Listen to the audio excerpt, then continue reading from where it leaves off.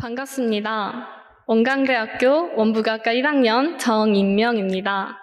출신교당은 만성교당 출신이고 운봉 상사원에서 간사 근무를 했습니다.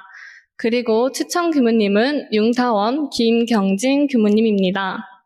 제가 원불교와 인연이 시작되었던 시점은 집 앞에 있던 만성교당이었습니다. 작은 마을에 있는 교당이라서 많은 수의 학생은 없었지만 사남매였기에 같이 놀고 공부하며 심심하지 않았습니다. 아버지께서는 늘 일요일만 되면 온 가족을 데리고 교당에 나가셨습니다. 그래서 어릴 적에는 아버지의 권유로 교당에 다녔었고, 교당에 가면 간식을 주시는 교무님이 좋아서 형제들과 꾸준히 다니게 되었습니다. 교무님을 만나면 항상 임명학 교무가 될래? 라고 물으셨습니다. 저는 그 물음에 늘 네라고 대답하는 어린이였습니다. 그 후 다시 원부교가 제 마음속에 들어왔던 시기는 중학생 때였습니다. 학교 동아리 신청으로 분명 영어 감상 동아리를 신청했었는데 어느 순간 보니 보은의 동아리로 바뀌어 있었고 그때부터 원부교에 대해 공부하게 되는 계기가 되었습니다. 처음에는 보은회를 잘 몰랐었지만 학교 법당을 다니면서 원부교에 대해 배우고 법당 교무님의 모습을 보면서 서원의 씨앗이 생기기 시작했습니다. 그러다가 법당 교무님의 출가 권유로 성직자의 삶에 대해 깊게 고민하게 되었습니다. 학창시절에 자신의 삶에 괴로워하고 힘들어하는 친구가 있었습니다. 제일 친했던 친구라서 늘 저한테 자신의 감정을 솔직하게 말해주는 나날이 많았습니다. 근데 그 아픔에 어떠한 위로와 응원의 말을 전해줘야 할지 몰라 섣불리 아무 말도 할 수 없었습니다. 그런 상황을 마주할 때마다 항상 다른 사람들을 도와주는 사람이 돼야겠다는 소망이 마음 한구석에 자리에 있었지만 생각과 다르게 방법을 잘 몰랐기에 스스로 답답하게만 느껴졌고 이 친구를 위해서 내가 무엇을 할 수 있을까 생각하게 되었습니다. 저는 외향적이기보다는 내향적이었고 활기차기보다는 소극적이었습니다. 그래서 주말에는 집에서 보내는 시간들이 많았습니다. 하지만 원부교를 만나면서 눈물이 나기도 하고 웃을 수 있는 좋은 인연과 교법을 만나면서 변화하고 있는 제 모습을 발견할 수 있었습니다. 봉사도 다니고 원부교 스카우트 활동을 하며 함께 마음 공부한다는 게 무엇인지 느낄 수 있었습니다. 어느새 저는 마음 공부를 통해 변화하고 있었고 그 변화를 통해 행복해하고 있는 저 자신을 발견했던 것과 같이 그 친구도 괴롭기보다는 행복했으면 하는 마음이 들었습니다.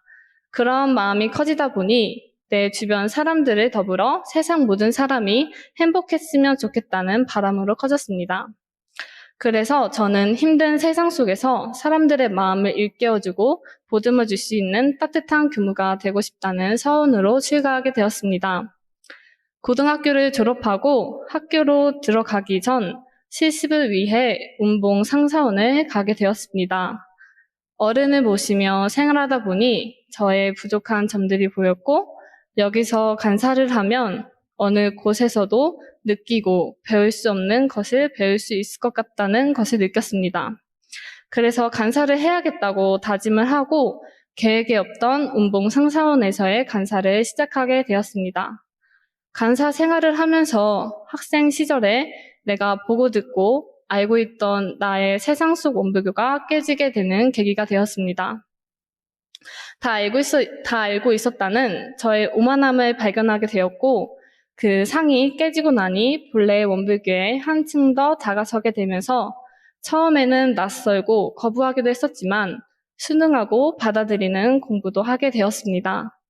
경상 상사님을 모시며 예비 교육자로서 준비할 부분들을 많이 경험하고 배우며 원부교를 더욱 깊게 알아가는 시간들을 보냈습니다. 또한 학생 때 알지 못했던 스승님의 위력, 소중함, 감사함을 느끼며 저의 신심과 서원을 키워나갈 수 있었습니다. 운봉 상사원을 떠나 서원관에 입사하여 한 학기를 보내고 2학기를 맞이하였습니다. 잘하고 싶은 마음, 그리고 잘 해내고 싶다는 마음이 있다 보니 제 마음속에는 항상 부담감이 자리에 피하고 싶은 순간들이 무수히 많다는 것을 느꼈습니다. 그때마다 피할 수는 없고 반드시 해내야 하는 일이라는 것을 알고 있기에 이 마음을 다잡으려는 공부를 했던 것 같습니다. 하지만 서원관 일과를 지키면서 대학 생활을 하는 건 쉽지 않았습니다. 특히나 저에게 아침 자서는 졸음과의 싸움이었습니다. 그러다 보니 이 수양의 시간이 스스로를 괴롭게만 했고 더 나아지고 싶다는 의지조차 잃어가고 있었습니다. 하지만 지난 20년간 쌓아왔던 저의 습관이 있었기에 쉽게 고쳐지는 건 쉽지 않다는 걸 인정하고 자신의 굳은 의지와 노력이 있어야 한다는 사실을 알고 나니 항상 습관에 끌리는 대로 끌려 살다가 2학기가 되어서 조금씩 변화가 생기게 되었습니다. 습관에 끌릴 때면 이제는 그 자리를 알아차리게 되었고 이번에는 수마와의 싸움에서 지지 않겠다는 굳은 의지로 자선에 임하는 마음가짐을 가지게 되었습니다. 저에게 주어지는 모든 일들이 언젠가는 저에게 도움이 되는 일이라는 것을 알고 발전해 나갈 수 있는 계기라는 것을 알아 적응해가며 공부하는 중입니다. 1년의 간사 생활 동안 경상 상사님께서 항상 할아버지처럼 따뜻하게 돌봐주시고 좋은 성직자가 될 수 있도록 정으로 많이 혼내주시고 생활적인 면에서 지도해주신 운봉 상사원 지도 교무님들께 감사드립니다.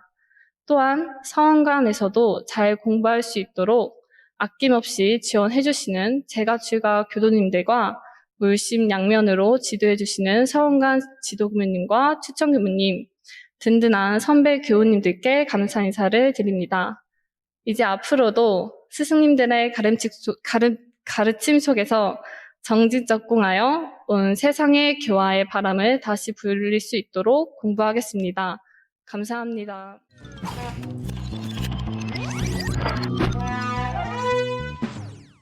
올해 영산선악대학교 세도반으로 입학하게 되었습니다. 저는 원기 103년에 저의 어머니이신 박성윤 교도님의 입교 연원으로 서일이 교당과 인연을 맺게 되었습니다. 그때는 원불교가 어떤 곳인지 잘 몰랐지만 마침 교당에 소꿉 친구들이 많이 다니고 있었기에 별다른 거부감 없이 교당에 가게 되었습니다. 처음에는 아는 친구들을 보러 교당에 다녔지만 시간이 지날수록 마음씨 좋은 학생회, 형, 누나, 동생들을 만나러 교당에 가게 되었습니다. 그래서 법회는 물론이고 훈련이나 행사가 있을 때마다 열심히 참여하며 원불교와 가까워졌고 얼떨결에 교당 학생회 부회장을 맡기도 했습니다. 특히 이 학생회 부회장을 지냈던 경험이 제 자존감 향상에 큰 도움을 줘서 원불교에 깊은 호감을 가지게 되었습니다. 그렇게 부지런히 교당에 다니며 원불교와 가까워졌고 법회와 훈련에 참여하며 원불교의 교리에 대해서도 조금씩 알게 되었습니다. 그 중에도 인과포옹, 내가 짓고 내가 받는다는 것을 경계 속에서 몸소 겪으니 대종사님께 절로 신심이 솟아나고 어느새 저에게서 신앙이 싹 트는 것을 느꼈습니다. 좋은 일이 있든 나쁜 일이 있든 간에 경계마다 우리의 교법과 대종사님 법문을 떠올려보는 저를 발견함으로써 제가 스스로 원불교인이라는 자각을 가지게 되었습니다.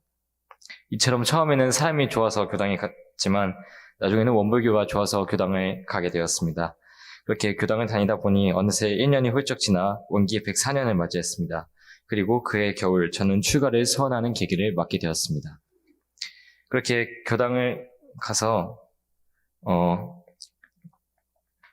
이제 고1, 2학년 신성회에 참여를 하게 되었습니다. 신성회는 출가를 꿈꾸는 학생들이 하는 훈련이었기에 처음에는 갈 생각이 없었지만 얼떨결에 참여하게 되었고 그곳에서 출가를 꿈꾸는 사람들 처음으로 만나봤습니다. 교무를 꿈꾸는 사람들 사이에서 지낸다고 하니 처음에는 부담스러웠지만 다 비슷비슷한 나이다 보니 공유하는 관심사도 많고 말도 잘 통해서 금방 친해졌습니다. 그들도 내 또래 학생이라는 게 와닿으면서 동질감을 느꼈지만 그들이 확실히 남들과는 다르구나라는 생각이 들게 한 일이 있었습니다.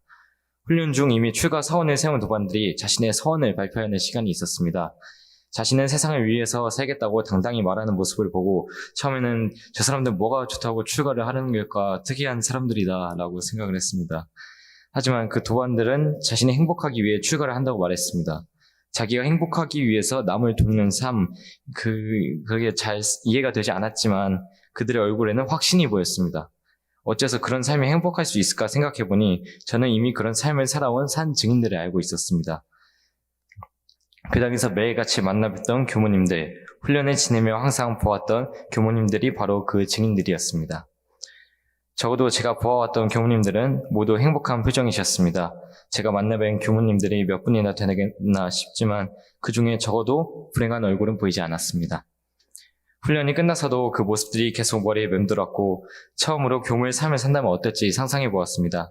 그래서인지 부모님께서 농담조로 출가해라 이야기를 하시던 적이 있었는데 신성회를 마치고서는 그 말을 진지하게 고민했고 고민 끝에 출가를 결심했습니다. 하지만 남은 고등학교 생활 1년을 정말 이 길이 맞는가 고민하면서 지냈고 운봉 상사원에서 2년간 간사 생활을 하면서 저의 부족했던 각오와 행실을 돌아보게 되었습니다. 저는 처음에 간사를 1년만 지낼 생각이었습니다.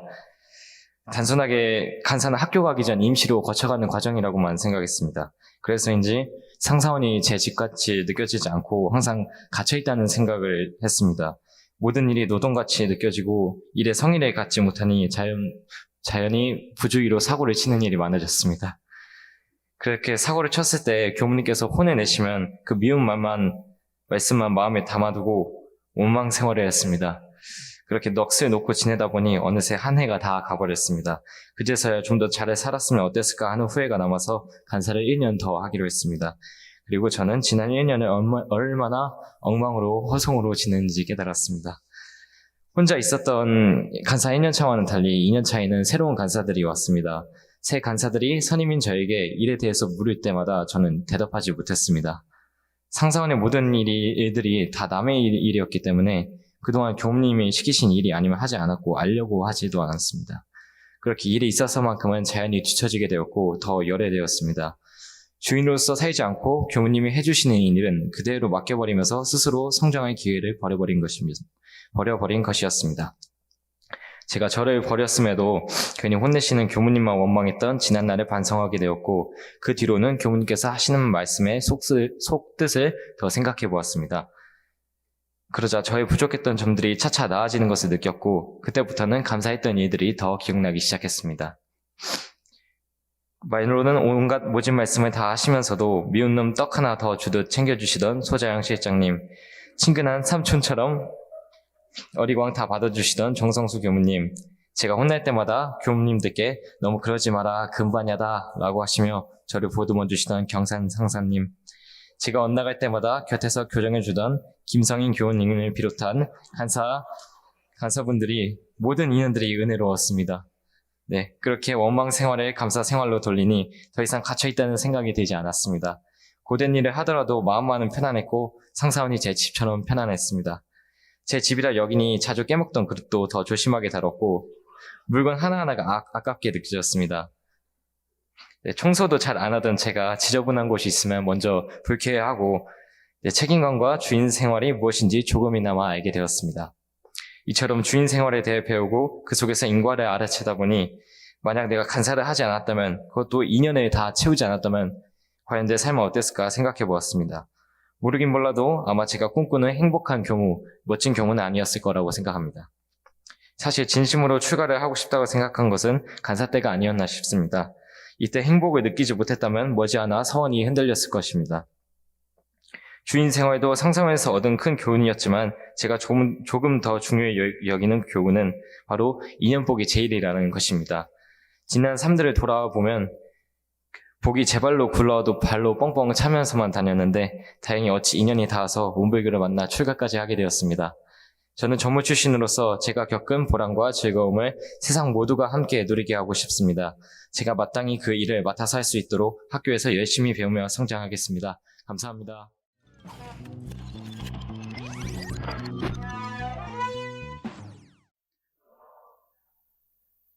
전주 대성교당 출신 구룡시무실 간사 이승덕입니다. 제가 출가를 단행하고 아직도 많이 받는 질문 중 하나가 도대체 왜 출가를 했냐는 것입니다. 하지만 저는 이 질문에 답을 드리는 것이 그닥 쉽지는 않습니다. 딱히 어떠한 이유가 있어서 출가를 한 것이 아니기 때문입니다. 어떤 이유가 생기는 순간 그 선택은 조건적이 됩니다. 제게 전무 출신은 무조건적인 선택이었기 때문입니다. 외할머니께서 타종교 교인들이 문을 두드리는 것이 불편하셔서 원불교 문패를 현관문에 붙여놓으신 적이 있긴 하지만 20대 후반에 동생의 출가를 통해서 처음 접하기 전까지는 원불교는 그저 교과서에서 얼핏 본 개념에 불과했습니다. 하지만 원기 104년 무렵 처음 교전을 읽어보았을 때 저는 제 두 눈을 의심할 수밖에 없었습니다. 저는 이 법이 제 인생의 문제에 대한 해답이자 이 세상을 구할 진리임을 직감했습니다. 저는 10살 무렵 캐나다로 조기 유학을 떠나기 전까지는 알파벳도 끝까지 못 외우는 영락 없는 시골 소년이었습니다.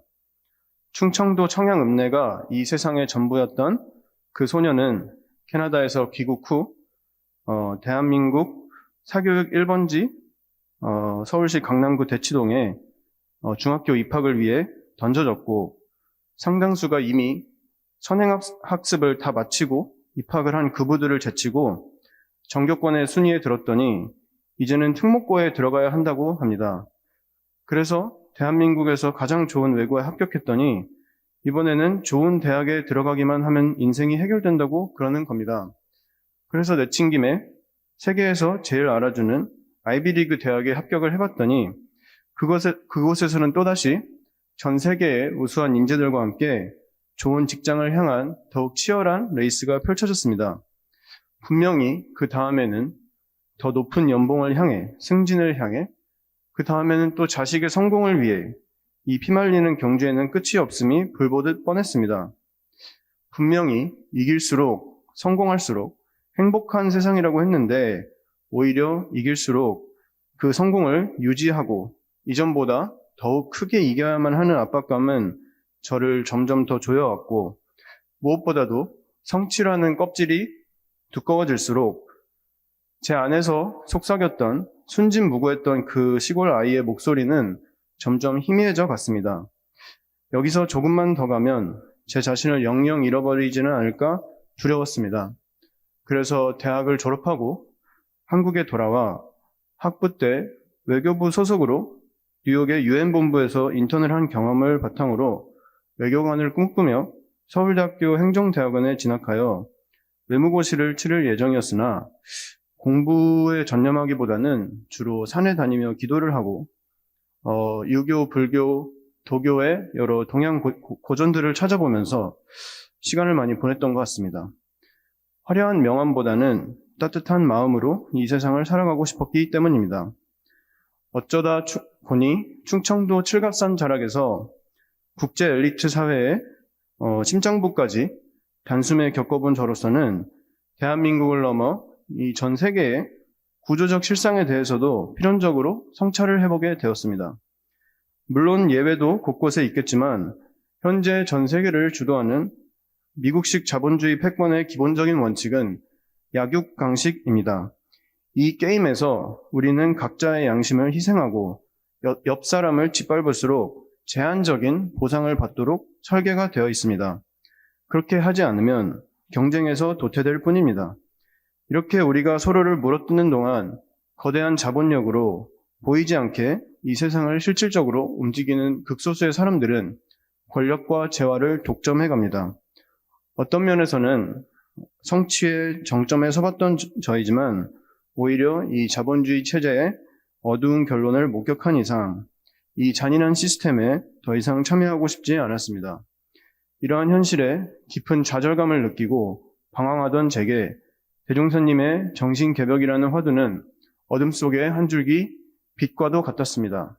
대종사님께서는 이미 100여 년 전 한 줄기 희망도 보이지 않던 이 땅에서 장차 이 세상에 물질의 세력이 날로 융성하여 파란 고해가 펼쳐질 것을 예견하시고 물질이 개벽되니 정신을 개벽하자라는 화두를 내놓으셨습니다.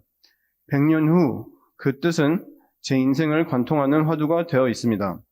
인생의 답을 찾아 성취를 쫓아본 끝에 공허한 벽에 부딪히고만 제게 성불재중이라는 꿈은 영생을 두고 따라가야 할 밤하늘의 별이 되어 있습니다. 간혹 어떠한 이들은 제가 출가를 빌미로 치열한 현대사회의 경쟁으로부터 도피를 한다고도 말을 합니다. 그렇지만 제게 있어 출가란 저 자신과 이 세상을 정직하게 직면하기 위함임을 분명하게 말해두고 싶습니다. 첫째로 저 자신의 본성을 진실하게 알고 키우고 나타내고 싶습니다. 그리고 이를 통해 이 세상의 고통을 몸과 마음으로 정직하게 직면하고자 합니다. 적당한 편안함으로 더 이상 이 세상의 현실을 외면할 수는 없습니다. 전례 없는 전염병이 전 세상을 휩쓸고 환경 파괴로 인한 재앙은 현실적인 위협으로 다가와 있으며 무엇보다도 2차 세계대전 이후에 전반적인 평화를 유지해온 국제 질서는 안보, 금융 등 다방면의 위기로 한 치 앞을 내다볼 수 없는 아주 위태로운 시국으로 걸어 들어가고 있습니다. 우리가 선도자로 믿어온 선진국들조차 사회의 근간이 뿌리채 흔들리고 있는 실정입니다. 이러한 세상을 눈앞에 두고 이유는 딱히 없습니다. 그저 해야만 하고 할 뿐입니다. 제가 지금 이 마음으로 이 자리에 서기까지 저를 이끌어준 형제 이용덕 교우와 부모님, 그리고 저희 가족의 입교를 도와주신 송타원 김명균 교무님, 그리고 출갓길을 활짝 열어주신 호산 김범수 범회 교수님, 저의 서원을 바로 세워주신 진산 전응진 추천 교무님, 그리고 늘 지켜봐 주시는 좌산 상사님 외 모든 인원들에게 마음 깊이 감사를 드립니다. 좌산 상사님 말씀대로 원불교가 있기에 이 세상에 희망이 있습니다. 적어도 제게는 분명 그렇습니다. 저의 이 작은 희망이 세계 만민의 희망으로 꽃피우길 진심으로 염원합니다. 강약 진화로 평등 세상 이룹시다. 감사합니다.